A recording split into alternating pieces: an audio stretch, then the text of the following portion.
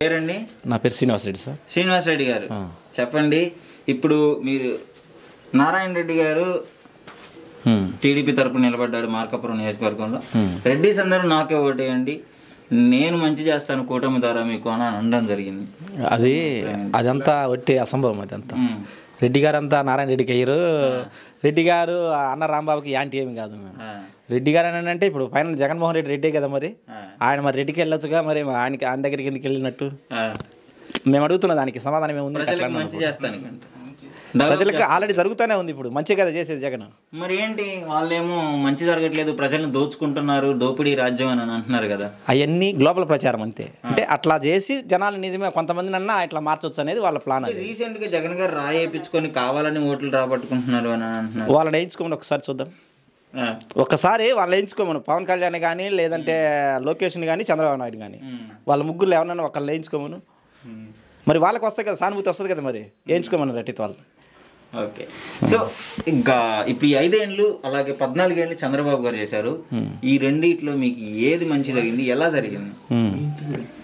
ఇప్పుడు నాకు జగన్ గారు వచ్చిన తర్వాత అది అక్కడ ఉంది, తీసుకురా పాంప్లెట్ ఉంది. నాకు వచ్చిన లబ్ధి అనేది వచ్చింది 8,17,866 రూపాయలు నాకు లబ్ధి చేకూరింది. నాకు ఇంత వచ్చాయి మీకు వచ్చినాయి. అంటే నాకు అంటే నేను మా భార్య, నాకు ఒక అబ్బాయి ఒక అమ్మాయి, పిల్లల వసతి దీవెన కానీ విద్యా దీవెన కానీ మొత్తం మీద టోటల్ 8 లక్షల వరకు 8,17,866 రూపాయలు వచ్చింది నాకు.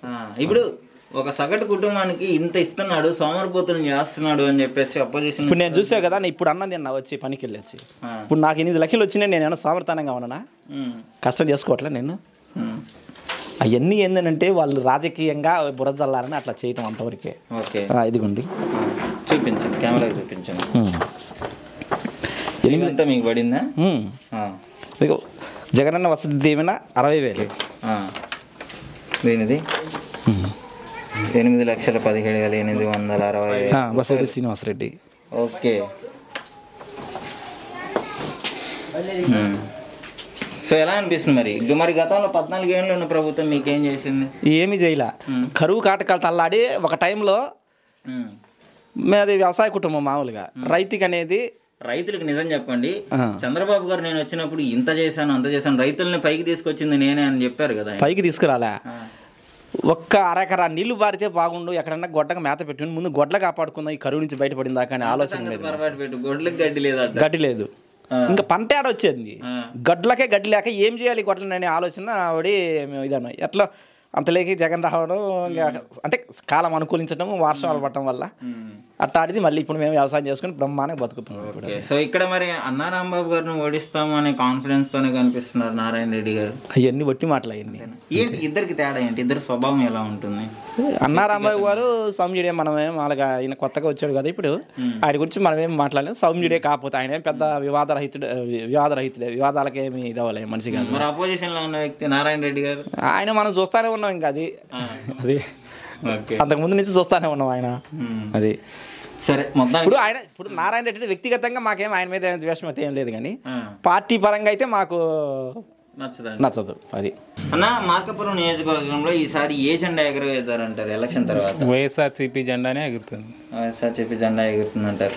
సరే, జెండాలు మడతపెట్టి పంపిస్తాం, కుర్చీలు మడతపెట్టి పంపిస్తాం అంటున్నారు కదా, మరి టీడీపీ వాళ్ళు అంత సీన్ వాళ్ళు చేసిన అభివృద్ధి ఏమి చెప్పను. జగన్ ఈరోజు చెప్తున్నాడు, నేను చేసిన నా అభివృద్ధి చూసి నాకు ఓటేయని అడుగు దమ్ముంది జగన్కి.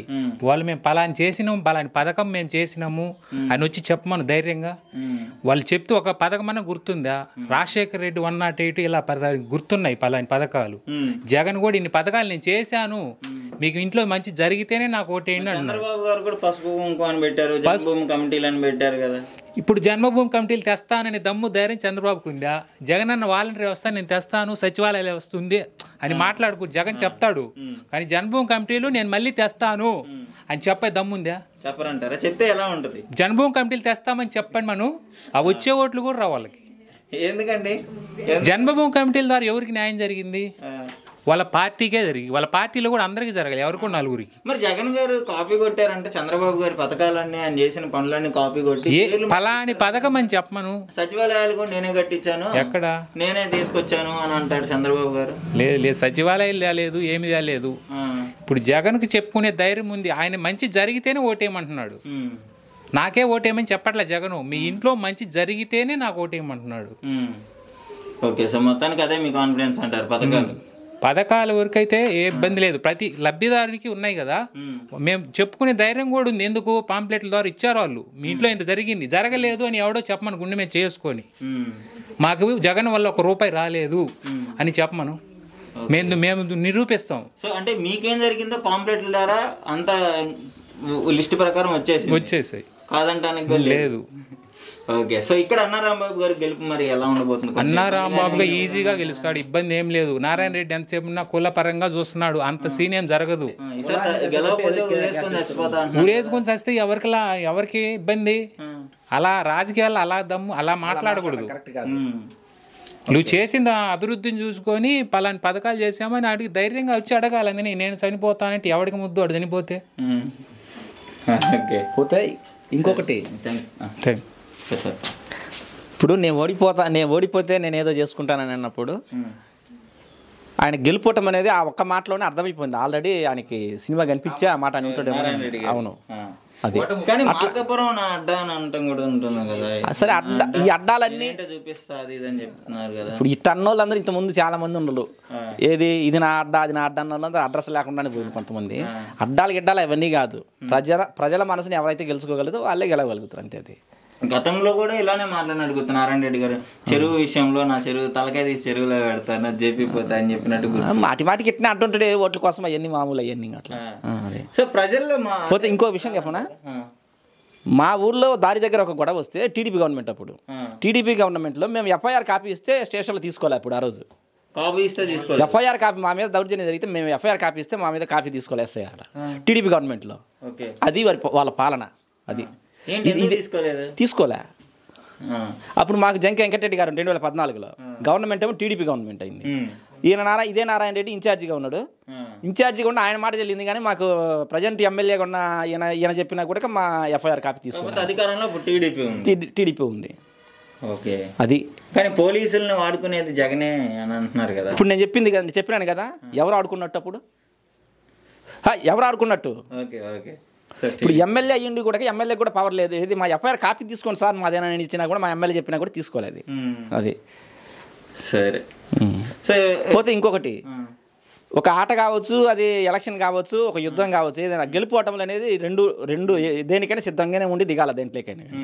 అంతేకాని నేను ఓడిపోతే నేను ఇది అంటే అది ఎమోషనల్ బ్లాక్మెయిల్, అంతే. అది ఇక దానికి మనం ఎవరు ఏం చేయాలి, ఆయన ఆలోచించుకోవాలి.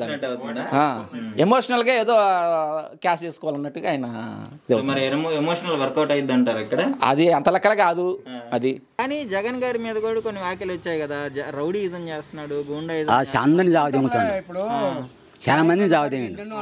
చంద్రబాబు జావదెంగలే, సొంత మామనే జావదెంగండిగా, మరి అది ఊరు మేము పెట్టాలా? మొన్న జగన్ గారు రాయి వేయించుకొని కావాలని ఎక్కువ ఓట్లు సేకరించడానికి. అయ్యే మనం చెప్పేది కాదు అది. నువ్వు వేసుకో ఇప్పుడు రాయి, లేదా నన్ను వేసుకోమని నేను వేసుకుంటున్నా. ఎవరో అట్ట పక్కన నేర్తేనే పడుతుంది, కానీ లేదుగా. మనం వేసుకుంటాం ఎవరు మనం, అది చెప్పు.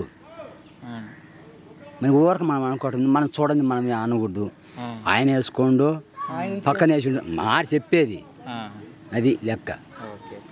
సో ఇప్పుడైతే ఇక్కడ మార్కాపురంలో మరి అన్నా రాంబాబు గారికి ఎక్కువ మద్దతు ఉందంటారా, లేదంటే నారాయణ రెడ్డి గారికి ఎక్కువ మద్దతు ఉందంటారా? ప్రజలేమో అనుకోవడం ఆయనకే, ప్రజలు ఏసే పోయాలకి ఎట్టేస్తారు, అది మన మెడ చదువుదాం. ఇంకా అనుకోవడం మాత్రం ఇటే సపోర్ట్ ఉంది. సరే సరే, నీ వ్యక్తిగత అభిప్రాయం ఏంటి? మాదేంది నీ అభిప్రాయం? మా అభిప్రాయం అయితే ఇటే అన్నా రాంబాబు గారికి.